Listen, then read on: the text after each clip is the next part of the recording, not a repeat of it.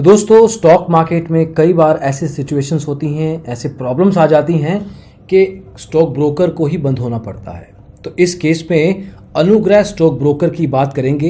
किस तरीके से ये स्टॉक ब्रोकर बंद हुआ, क्या गलती की इसने और उसके कारण कितने लोगों को नुकसान हुआ है, सेबी, एनएसई और बीएसई इस मामले में आज क्या कर रहे हैं, ये सब बताएंगे। तो आइए शुरू करते हैं।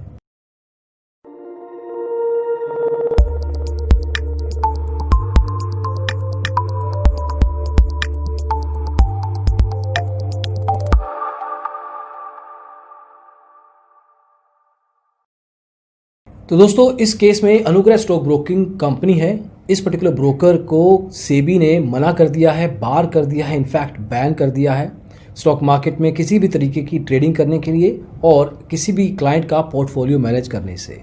ये स्टॉक ब्रोकर पाया गया था 3-4 ऐसी गतिविधियों में जो कि एक स्टॉक ब्रोकर से एक्सपेक्ट नहीं की जाती। अपने क्लाइंट्स का पैसा लेके उसका मिस अप्रोप्रिएशन, मतलब किसी और जगह पैसा लगाया गया। अपने क्लाइंट्स को ये बताया गया कि आपको गारंटीड रिटर्न्स मिलेंगे और उसके कारण, ये कहने के कारण पैसे लिए गए। उसके अलावा स्टॉक मार्केट में पैसा लगाने की बजाय कुछ ऐसी एक्टिविटीज़ में पैसा लगाया जा रहा था जो कि डेफिनेट लेवल पे गैर कानूनी था। अनुग्रह स्टॉक ब्रोकिंग के खिलाफ काफ़ी क्लाइंट्स ने शिकायतें की हैं और काफ़ी समय से करते आ रहे हैं। काफ़ी लोगों ने हमें भी अप्रोच किया था कि उनका जो स्टॉक ब्रोकर है अनुग्रह, वो काफ़ी समय से उनके पैसे लेके बैठा है और वापस करने का नाम नहीं ले रहा। हमने एक वीडियो पहले भी बनाया था। आज की तारीख में इनके खिलाफ 2036 ऑफिशियल शिकायतें हो चुकी हैं, जो कि जनरली किसी एक स्टॉक ब्रोकर के क्या, किसी भी ओवरऑल लेवल के स्टॉक ब्रोकर सबके मिला के भी करें तो इतनी शिकायतें नहीं होती। जो भी एनएसई में शिकायतें दर्ज हुई हैं आज की तारीख में इस फाइनेंशियल ईयर में, उसका 25% जो शिकायतें हैं वो इसके खिलाफ हुई हैं। तो एक तरीके से आप समझ सकते हैं कि इनका प्रॉब्लम काफ़ी बड़ा है। अब देखते हैं प्रॉब्लम हुआ क्या। ये मिस अप्रोप्रिएशन करीब 165 करोड़ की ऑन पेपर्स है, लेकिन एक्चुअल लेवल पे 1300 करोड़ रुपए का ये फ्रॉड माना गया है। जो इनके डायरेक्टर्स हैं वो यूएस भाग चुके हैं, अमेरिका निकल चुके हैं, इंडिया में मौजूद नहीं है। हालांकि सेबी ने इनके जो भी डायरेक्टर्स हैं, जिनमें परेश मुलजी कारिया, साधना परेश कारिया, तेजी मंडी एनालिटिक्स के डायरेक्टर अनिल गोपाल गांधी और रिद्धि कल्पीशा, इन लोगों को बार कर दिया है, बैन कर दिया है एक तरीके से।